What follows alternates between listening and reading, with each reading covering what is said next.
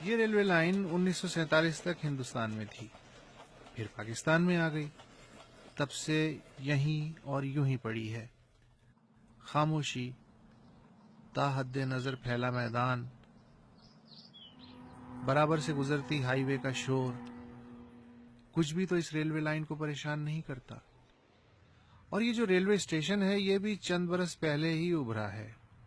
کراچی سے گھوگھرا پار تک انگریز دور کے پتھریلے اسٹیشنوں کے درمیان یہ اکیلا ریلوے اسٹیشن ہے جو پرائیویٹ سیکٹر نے بنایا ہے، لیکن اس زمینی اسٹیشن کی کہانی آسمان میں لکھی گئی۔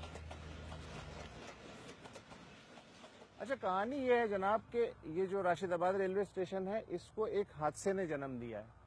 حادثہ یہ تھا کہ 13 دسمبر 1997 کو پاکستانی فضائیہ کا ایک بیراج طیارہ جسے ایک فلائٹ لیفٹیننٹ راشد احمد خان اڑا رہے تھے، اچانک اس میں آگ لگ جاتی ہے۔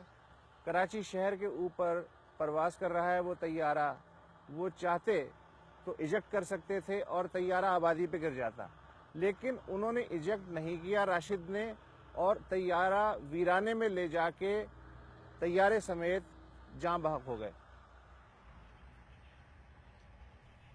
ایک سال بعد پاکستانی فضائیہ کے کچھ لوگوں نے سوچا کہ راشد تو نہیں رہا، مگر مستقبل کتنے لوگوں کا تباہ ہونے سے بچایا جا سکتا ہے۔ یہ راشد آباد ریلوے اسٹیشن اسی خواب کا نتیجہ ہے۔ اور میں یہ بھی بتاتا چلوں کہ جن ایئر کموڈور صاحب نے راشد آباد بنانے کا خواب سب سے پہلے دیکھا، فلائٹ لیفٹیننٹ راشد ان کا اکلوتا بیٹا تھا۔ When I was commandant PF Academy Risalpur, وہ جو گریجویشن پر جو مہمان آئے تھے ان میں کافی ساتھی بھی تھے وہ پینسل کی جنگ والے، تو میں نے ان کے ساتھ بیٹھ کر یہ کہا تھا کہ میں اپنے خیالات سے ایک پروجیکٹ بنا رہا ہوں، اور اللہ تعالیٰ سے امید ہے کہ یہ جب پایا تکمیل تک پہنچے گا، صرف خیال تو اس شکل میں اس کی شکل جو ہوگی ایک آئیڈیل جس کو کہہ سکتے ہیں شہر کی ہوگی، جو کہ رورل ایریا میں ہم جا سکیں۔ ایئر کموڈور شبیر اور ان کے بیچ میٹس نے اس مشن کے لیے اپنی اپنی پینشن دے دی۔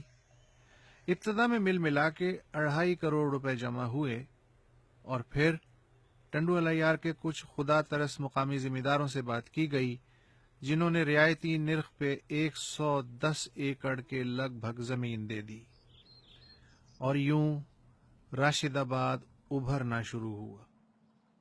مخیر ادارے، ٹرسٹ اور خدا ترس لوگ اپنے اپنے منصوبوں کے ساتھ آنے لگے۔ میڈیکل کمپلیکس ابھرنے لگا جس میں 200 بستروں کا ایک اسپتال ہے، آنکھوں کا شفا خانہ ہے، اس میں روزانہ 300 مریضوں کا معائنہ ہوتا ہے اور 50 کے لگ بھگ آپریشن بھی ہوتے ہیں۔ ایک بلڈ بینک ہے جس میں تھیلیسیمیا کے مریضوں کی دیکھ بھال کی جاتی ہے۔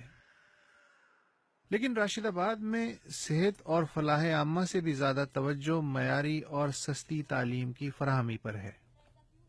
اس وقت پاکستان بھر کے تقریباً 2200 بچے اور بچیاں اوپن میرٹ کے اصول پہ راشد آباد کے 3 اسکولوں میں پڑھ رہے ہیں۔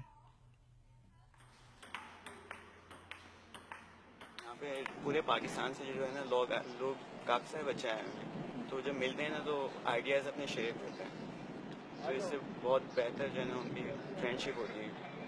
تو میرے اسکول میں ایک ٹیسٹ ہوا جس میں نے ٹاپ کیا، پھر مجھے بھیج دیا کوئٹہ ٹیسٹ کے لیے، پی ایف سینٹر جنا روڈ پہ۔